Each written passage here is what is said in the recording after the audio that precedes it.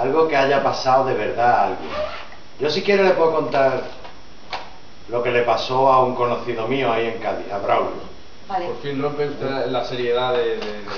A ver, chaval, porque uno sea funcionario no es que no tenga sus inquietudes. ¿Usted cree que hay que estar por ahí dando vueltas para acá y para allá? Usted todo el día echándole la bulla a todo el mundo aquí en la Un estación. funcionario también tiene su corazón, chaval. Pues a ver si se nota. Voy a contar esta historia. Ah, claro. Esta es la historia de Braulio. La historia transcurre en Cádiz en 1982. Los que sois un poco mayorcitos acordáis de este año, el año 82. Fue el año en el que los españoles aprendimos que las promesas que se hacen en las elecciones no tienen nada que ver con lo que luego se hace cuando se está en el gobierno. Yo desde entonces digo que los políticos son como cascarón de huevo.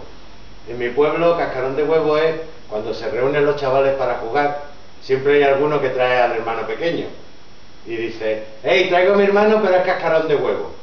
Entonces ni se le puede pillar, ni se le puede matar, ni se le puede encontrar cuando juega al escondite, ni... vamos, que no la pringa nunca, que es lo que pasa con los políticos. Bueno, si roban sí, pero si el cascarón de huevo le toca algo de alguno, también pringa. Pero ya está, lo demás da igual. Pues eso, los políticos son cascarón de huevo.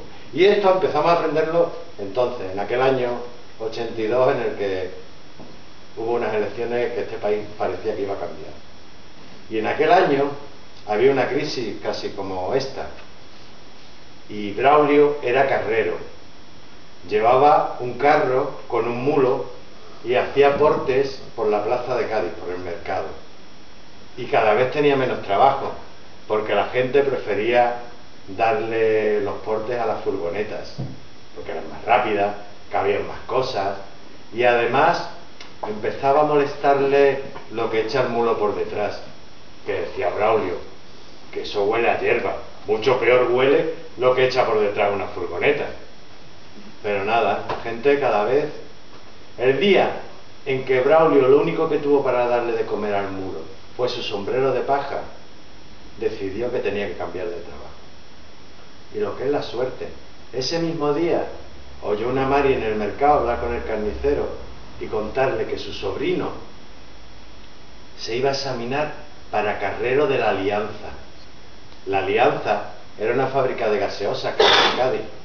En casi todas las ciudades había una fábrica de gaseosas. Los que sois un poco mayores seguro que os acordáis, antes de que la Coca-Cola y la Pepsi-Cola arramblaran con todo, había en todas las ciudades. Y en Cádiz se llamaba La Alianza.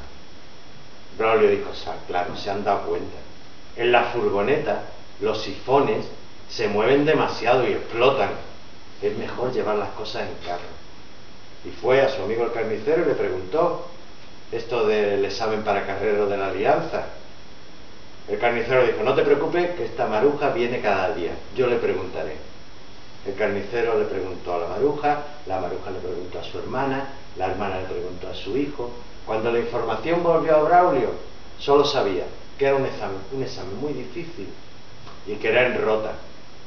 Rota es un pueblo de la provincia de Cádiz, muy bonito, donde se daban los mejores melones y los mejores tomates, hasta que le regalamos a los Estados Unidos 400 hectáreas para hacer una base militar que era conjunta, se decía, había 2 barcos españoles y los portaaviones americanos, y que hizo que el pueblo prosperase mucho.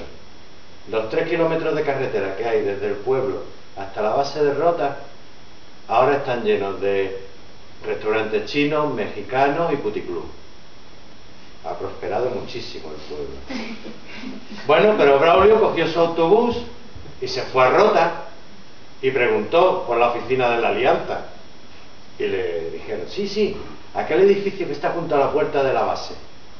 Y allí fue, entró, y había una señorita muy amable que no hablaba muy bien, pero él le preguntó: hola, vengo por el examen de carrero. Y ella le dijo: oh, yes, sí, firme aquí, empieza ya, firme, aquí, go. Y lo metió para dentro de la base. Y ahí empezó a hacer los exámenes. El primero era un tipo test. Este lo resolvió con la lógica del hombre que lleva 50 años andando a paso de mulo. Luego, el segundo examen decía teórico. Ahí le preguntaban unas cosas rarísimas, de unas curvas, unas fórmulas matemáticas y de mecánica, pero también era de poner crucecitas, y lo hizo como quien hace la quiniela, y le tocó. De 80 preguntas acertó 68 y pasó. El siguiente examen eran las pruebas físicas. Aquí ya empezó a mosquearse, porque para tirar de un mulo, mira, lo hicieron: correr, saltar, arrastrarse por el barro, subirse por una pared, y todo con un negro enorme detrás gritándole en inglés. Ya Braulio, cuando llegaron al último examen, la prueba con el carro, ya estaba un poco harto, pero cuando vio el carro, entonces fue cuando soltó un disparate, porque no había visto nunca un carro como ese.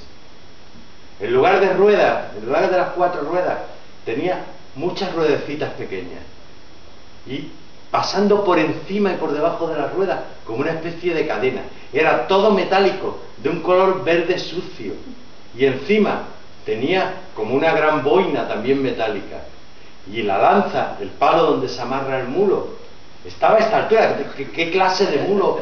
¿Cómo era ese mulo para estar a esta altura? La lanza. Claro, se le escapó. ¿Pero esto qué es? Y el que estaba al lado le dijo: es un carro combate. Aquí tengo que explicar que en Cádiz, como hay mucho paro, siempre ha habido mucho paro, nos comemos muchas letras. Entonces, las palabras, las consonantes del final de palabras, no las pronunciamos nunca. Entonces, Braulio entendió que era un carro combate. Y dijo: bueno, vale, será un carro combate. Vale. Pero el negro, el mismo de antes, estaba subido encima del carro y lo señalaba y le decía que viniese, y le señalaba un agujero que había encima de la montera del carro, y él no sabía qué hacer. Y nada, se metió por aquel agujero y entró en un cubículo pequeño lleno de agujas, de botones, de palancas, y el negro desde arriba seguía gritándole cosas raras que él no entendía, y no se sabe, tocó alguna palanca, algún botón, algo hizo, que aquello empezó a andar con un ruido infernal.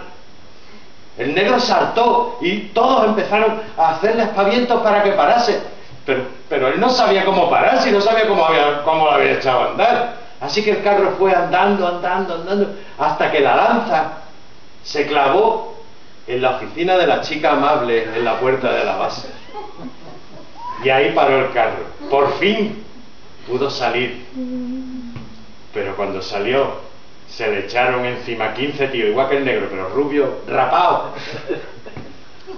que lo esposaron, le pusieron una bolsa negra en la cabeza y lo llevaron y lo metieron en un calabozo, y de ahí iban sacándolo y metiéndolo y haciéndole preguntas raras, y quién te paga y de dónde viene, pero si yo solo quería llevar sifones en el carro.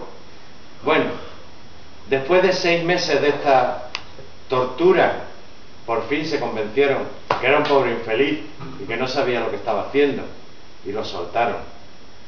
Y él volvió a Cádiz, y cuando volvió fue a ver a su amigo del alma, a su fiel compañero, a su mulo, y le dio abrazo y lo besó hasta que los labios le escocían, que no podía más, y habló con él y le explicó que la Alianza no era una fábrica de gaseosa, que se llamaba Alianza Atlántica, y que era una reunión de militares para hacer la guerra, y que un carro combate no es un carro para hacer sus necesidades, es una máquina para matar gente. Y le juró que nunca más se iba a separar de él. Y se le ocurrió una idea. En su carro puso 2 bancos corridos a los lados, y desde entonces se dedica a pasear turistas por Cádiz, desde la Alameda hasta la Catedral. Si vais por allí, seguro que lo veis. Es fácil reconocerlo. Es el que tiene 2 pegatinas. Una que casi tiene 30 años, que pone: OTAN no, bases fuera. y otra más moderna que dice no a la guerra.